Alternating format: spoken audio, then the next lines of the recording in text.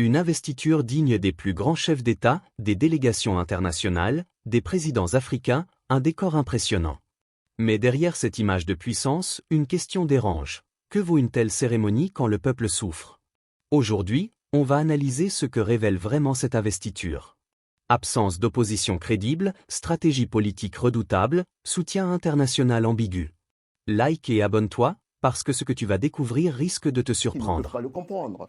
Mais en réalité, c'était la réponse à cela. Mais il faut aller plus loin. Il faut aller plus loin.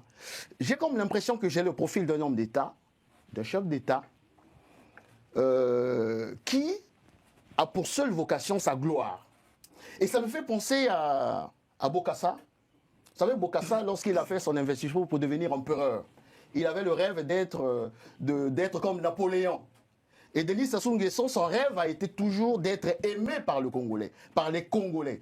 Mais être aimé, ça ne se marchande pas, ça ne se décrète pas. L'amour d'un peuple à son dirigeant, c'est quelque chose qui doit se faire de manière naturelle. Et Denis Sassou Nguesso a toujours couru, depuis qu'il est aux affaires, derrière une espèce de légitimité populaire que malheureusement pour lui, le peuple ne lui a jamais accordé. La preuve en est, lors des vraies élections que nous avons eues, les seules libres, équitables et transparentes, il est chef d'État, il a été battu, il est arrivé en 3e position. Et depuis, il organise ces survillages d'élections pour être là. Mais là n'est pas le problème. Là où je dis, il faut se projeter. Il faut se projeter. On viendra dans la dernière partie, messieurs. Rassurez-vous. Mais restons un peu sur la forme. Regardez, Moustapha, tu peux m'envoyer un peu des images. Il y a une douzaine de présidents africains à cette investiture. Il y a aussi des représentants de la Chine. C'est le vice-premier ministre russe, ce que j'ai pu voir, le sous-secrétaire d'État américain, qu'on voit à l'antenne. Et il y a le ministre, je crois, ministre français, ministre délégué chargé de l'industrie, Sébastien Martin, qui est sur place. Alors, ça dit quoi de tout ça? Khalil, bon, soyons sérieux. Commençons par regarder les chefs d'État qui sont là. Ce sont des chefs d'État. Ah, dans le détail, tu sais ce qu'il dit. Oui, bien sûr. RDC. Ce sont Paul Kagame. Bien sûr. Accueilli en triomphe. Oui. Clotaire Oligui Nguema. Alors, d'abord, ce sont des chefs d'État africains. Je n'ai rien contre ces chefs d'État africains, mais je veux dire que ce sont des gens qui connaissent le président Sassou depuis de nombreuses années. Soit parce qu'ils sont devenus présidents, soit parce qu'ils entouraient des présidents qui connaissaient le président de la République. Bien. Quand vous regardez les délégations, en fait, les délégations venues occidentales, bon, on envoie un sous-secrétaire, je n'ai rien contre le sous-secrétaire, mais je veux dire qu'au niveau de la présidence de la République, on aurait pu envoyer quelqu'un quand même qui a un pédigré absolument important. Peut-être que les Américains sont occupés à... Peut-être. Avec l'Iran. Mais bon, d'accord. Alors, ça, c'est à la limite. C'est Rubio. Non, peut-être pas, mais c'est anecdotique ce que je viens de dire. Boulos était au Gabon. Alors, voilà, je voudrais revenir sur un point. Qu'il est juste comme oui, mais excusez-moi, mais excusez-moi, mais je voudrais revenir sur un point. Attendez, je voudrais revenir sur un point, sur ce type de format. Ce type de format, effectivement, bon, ici mes amis l'ont dit, c'est tout à fait normal. Maître a mis l'accent sur la légitimité de l'élection du président de la République. Ils ont dit tout à fait normal qu'il ait choisi effectivement ce cadre-là. Bon, mais on peut aussi, en étant en équilibre, comme je le suis souvent, être d'accord avec mon ami Magloire en disant que c'est une espèce de ode à la réussite politique contre l'opposition du président de la République. Bien. Moi, je Quelle opposition? Pardon? Quelle opposition? Alors, justement, merci de me tendre la perche. J'y viens. Maître a dit tout à l'heure, il n'y a pas d'opposition. Alors, il n'a pas cité, moi je vais le citer pour lui. Il a cité un candidat, c'est M. Gavet, en effet, qui a fait un recours devant... C'est pas Gavet, c'est M. Dave Mafoula. Dave Mafoula, pardon, qui a fait un recours devant la Cour constitutionnelle. Bon, on sait très bien que ce sont des candidaillons. Ce sont des candidaillons, c'est des petits candidats qui n'ont aucune surface politique. Bien, premier point. Deuxième point, mais...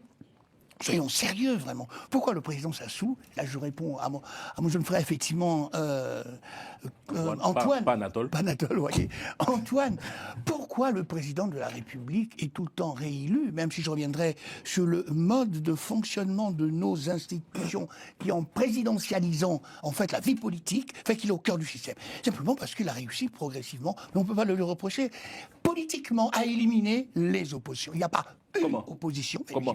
Quelle méthode? Mais la méthode, j'y viens. Il n'y a pas une opposition, il y a plusieurs oppositions. Quel est le problème qui est posé? alors je suis désolé, cher Magloire, on a l'impression que depuis l'embastillement de Mokoko et de André Kombi-Salissa, on a l'impression que les oppositions, vous restez sur une espèce de passé. Vous avez beaucoup de mal à construire, en fait, des oppositions crédibles. Ça, c'est la première chose. Il n'y a pas une opposition, il y a plusieurs oppositions. Vous avez les oppositions, ici, fondées au niveau de la diaspora, et puis il y a les oppositions qui sont à l'intérieur. Qu'a fait le président? Regardez avec un type comme Tatsima Biala. Il a réussi, au-delà de l'exemple de M. Tatsima Biala, c'est le président, le chef de l'opposition. Il a réussi, en effet. Qui pense déjà à 2030, 2031. Oui, peut-être, Carlyle. Et un certain nombre de gens de l'UPADS, donc le parti créé par un opposant célèbre, Lissouba, portaient et sont d'accord avec le PCT. Ça, c'est quoi? C'est la stratégie politique. Le dire, ça ne veut pas dire qu'on est pro-Sassou. Ça veut dire simplement que le bonhomme est stratégique politiquement. Il réussit. Alors, est-ce que ce n'est pas plutôt les autres qui sont malhonnêtes?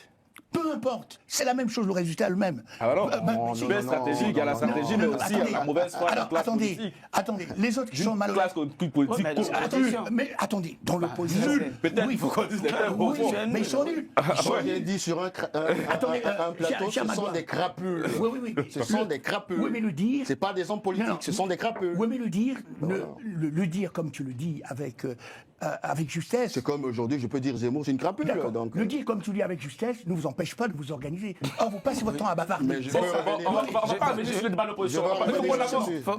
La séquence internationale est importante parce qu'on a l'impression... Oui, enfin, donc on a un président qui est quasiment adoubé par tous ses pairs africains. Pas une partie même pas une partie, pas quasiment l'Occident.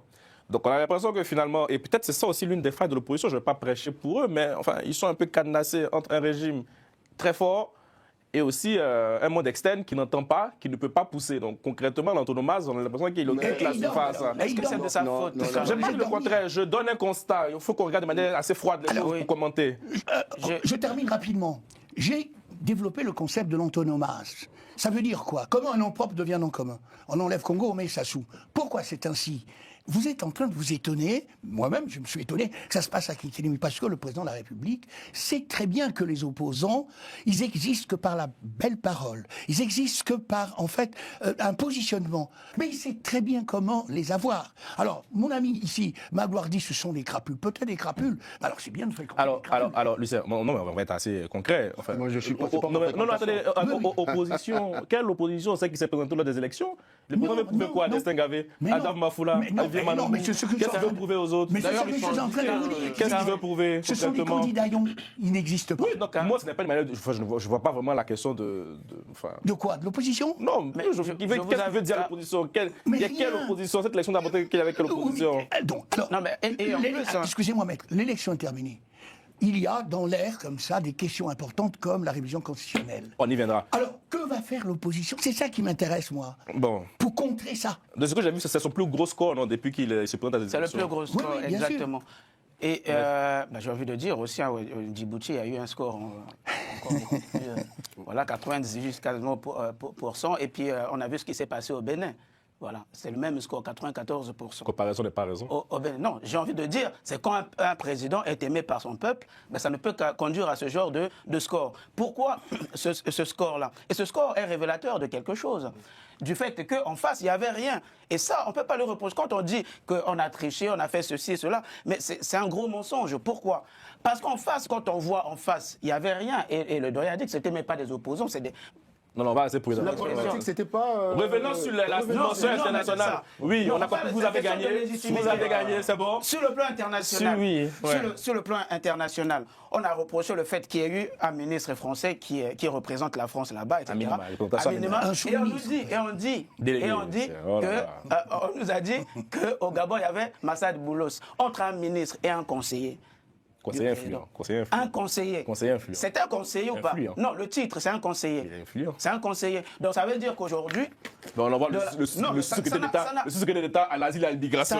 Ça n'a aucun sens. Cette comparaison n'a aucun sens. Qui a déjà vu, lors d'une investiture d'un président, je prends juste au niveau de la souris de la CEMAC, un chef d'État français ou un chef d'État américain se déplacer pour aller à une investiture d'un chef d'État africain? Qui l'a déjà vu?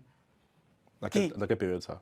Non, je vous pose la question. Puisqu'on reproche, on reproche auprès le fait qu'il y ait eu seulement un ministre ou des délégués, etc. Est-ce qu'on a déjà vu un chef d'État américain se déplacer ou un chef d'État français se déplacer pour aller à une investiture sur la question, regardez, des puissances occidentales, on a la France, la Russie, la Chine, les États-Unis. Donc c'est aussi un signe qu'on peut interpréter. Mais ils sont représentés ou pas? Mais je n'ai pas dit le contraire, mais voilà, on analyse. J'ai dit justement, c'est ce que je voulais dire. Donc il y a une forme de légitimité de la communauté internationale du président Denis Sassou Nguesso, au plus grand regret, Antoine, allez-y. De l'opposition. Je dirais que simplement, ces invités-là, ce sont des invités de marque et ils ne sont pas là pour le président de la République forcément. Ils sont là parce que ce sont des amis d'abord du Congo également. C'est très important.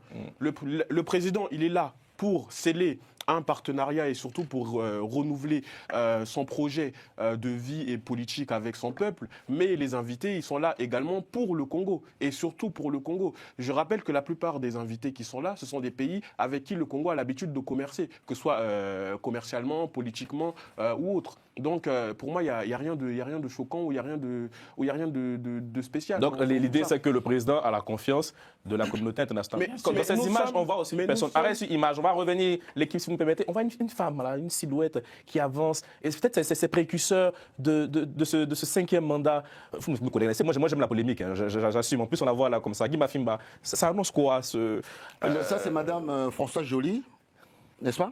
Bien sûr. La Françoise Joly qui est conseillère de M. Denis Sassou Nguesso avec un rang de ministre.